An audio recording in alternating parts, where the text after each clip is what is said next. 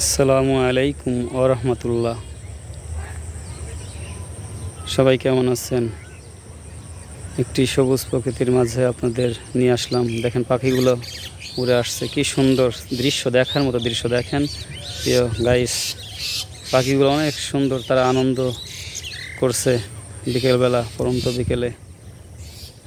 দেখেন বক, এই যে এখানে বকটা, সাদা বক উড়ে যাচ্ছে, দেখার মতো একটা দৃশ্য প্রিয় গাইস।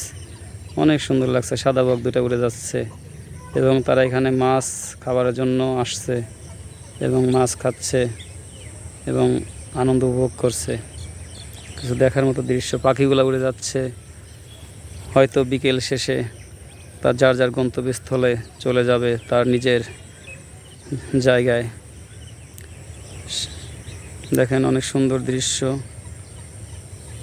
পাখিগুলা খাবার সংগ্রহ করার জন্য খালের পাড়ে আসছে এবং তারা কিছুক্ষণের মধ্যে হয়তো বা তাদের নিজ নিজ আবাসস্থলে ফিরবে।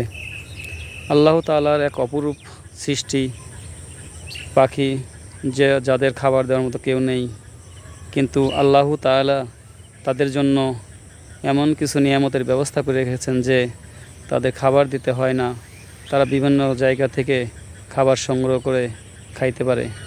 এটা একমাত্র আল্লাহ তাআলাই তাদের রিজিকের ফয়সালা করেছেন। এজন্য আল্লাহ তাআলা কিভাবে, কার মাধ্যমে কার রিজিক দেবেন সেটা একমাত্র আল্লাহ তাআলাই ভালো জানেন। এই জন্য রিজিক নিয়ে একমাত্র আল্লাহ তাআলার কাছেই চাওয়া উচিত এবং জিকির ফিকির করা উচিত। আল্লাহ তাআলা যে কিভাবে কার রিজিক কোথায় রেখেছে সে তিনিই একমাত্র জানেন। দেখেন অনেক সুন্দর দৃশ্য, একটা বগ, এই যে বগ একটা সুন্দর বগ আসলো, এই যে খাবার সঙ্গে জন্য একটা বগ আসলো, অনেক সাদা সুন্দর একটা বগ। আপনাদের যদি আমি জুম করে দেখাই, এই যে এইমাত্র বগটা এসে এখানে বসলো, সুন্দর একটা দেখার মতো দৃশ্য। দেখেন এই যে বগটা এখানে বসে আছে, হয়তো সে কোনো মাছ শিকার পাইলে ধরবে, এজন্য সে এখানে অপেক্ষা করছে। দেখুন দেখুন, এই যে উড়াল দিয়ে চলে গেল, এই যে আবার উড়াল দিয়ে চলে গেল।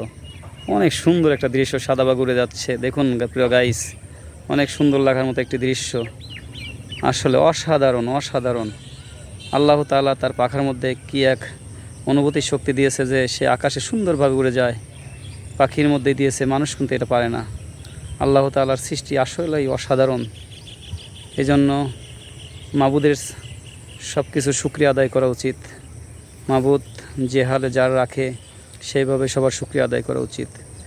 আমাদের এত সুন্দর পৃথিবী দান করেছেন এবং এই প্রকৃতির মাঝে আমরা অনেক সুন্দরভাবে চলতে পারি, এটাই আল্লাহ তাআলার বড় নিয়ামত। এই জন্য প্রতিনিয়ত তার শুকরিয়া আদায় করা উচিত। আলহামদুলিল্লাহ। আল্লাহ হাফেজ।